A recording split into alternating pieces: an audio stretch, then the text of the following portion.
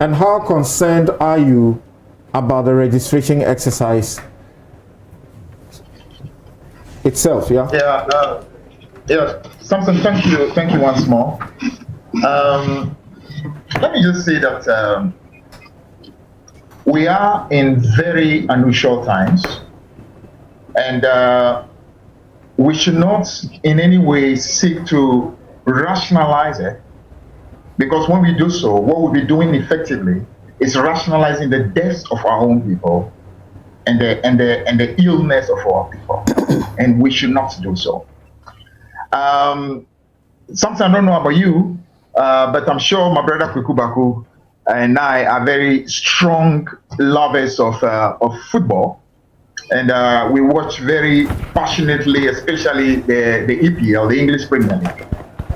Even in a developed nation with such high levels of literacy, high levels of awareness, they have taken the decision to have what you call football matches and sports events in empty stadia.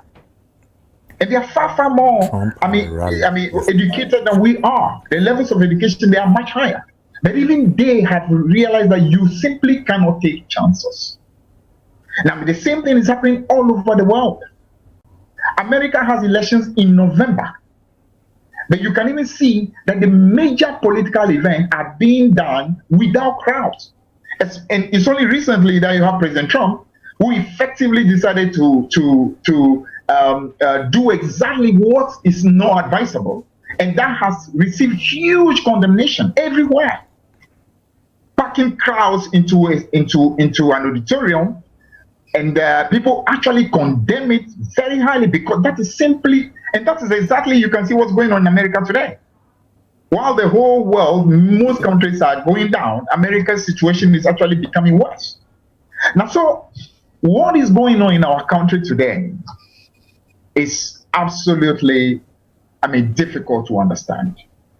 Now, something I want to say that in connection to the previous discussion, when you, for example, mention why is that institutions are not getting the strength to do what is right, individuals are not having the boldness to stand and do what is right, it's also largely because we have in our situation so many people who have the voices to speak, who have got what you call the capacity to be able to speak, and they keep quiet while wrong things are being done.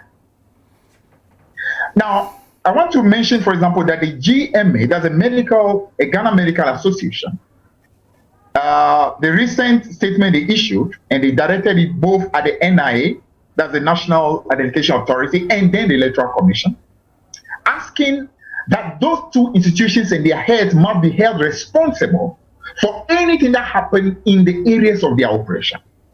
Because in truth, the last thing you want to do in this time is to actually be having mass events.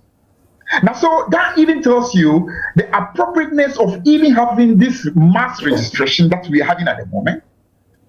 I can even say that even having a revision is bad enough, but that's actually far better, because they will be dealing with how many people, maybe 2 million people or maybe 3 million people.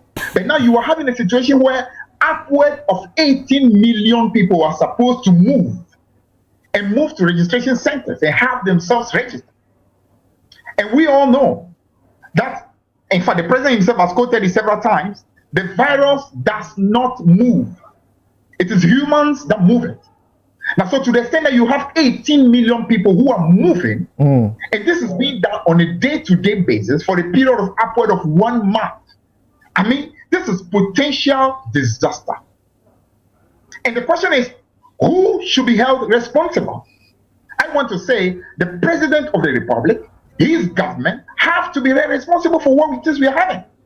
Because you can't in one breath take decisions that closes churches, closes schools, ask people not to have large meetings. Even today, you say political party rallies should not be done.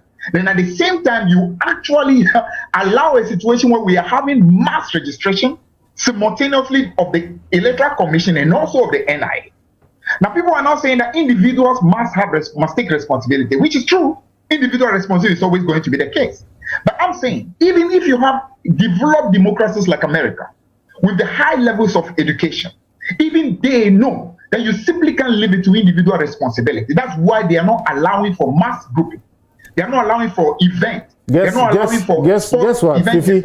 Fifi, guess what? In America, yes, if you decide to attend Donald Trump's rallies, you go there at your own risk. And the campaign team of Donald Trump have put a disclaimer. You must first go online and register to attend. And then there is a disclaimer that says that for you agreeing to attend the rally, you are agreeing knowing that you are at the risk of contacting coronavirus. And when you do, you cannot take an action against Donald Trump or his team. So that is individual responsibility. You go or you don't. Yeah, but something, you see, the difference is this. Attending a rally is something that you can choose to do or not to do. But when it comes to registration for voting, you have no option. It's your civic responsibility. It is your duty as a citizen. So you are left with no choice. Even people who have got what we call underlying conditions, they have no choice but to go and register. I mean, aged people who absolutely are very prone to fall into this and possibly having difficulties, they have no option but to go. Now, who is imposing this? Who is imposing this on the people of Ghana? Obviously, you and I, we know. You and I, we know. Now, so it's important for many more voices to speak up. Lots more voices in this country must speak up and condemn what is going on, because we are endangering this country. Now I want to say that even if you look at what happened at the MPP rally, MPP primaries, which itself was high level of irresponsibility for the ruling party to organize primaries and then allow for the kind of things that we saw. Now, even that one, with the problem it is bringing today, now you can even imagine what now is happening there. And that one was happening in 160 constituencies. This one is happening in 275 constituencies at the same time. And it's not just that. Okay. It's not like an event that is happening just in one place. No. All right. In virtually every community. All right. If you know exactly how police stations are. So when you say people must speak up, they should speak up and say what? And condemn. The fact that the country is being made at this moment to be going through what we are going through.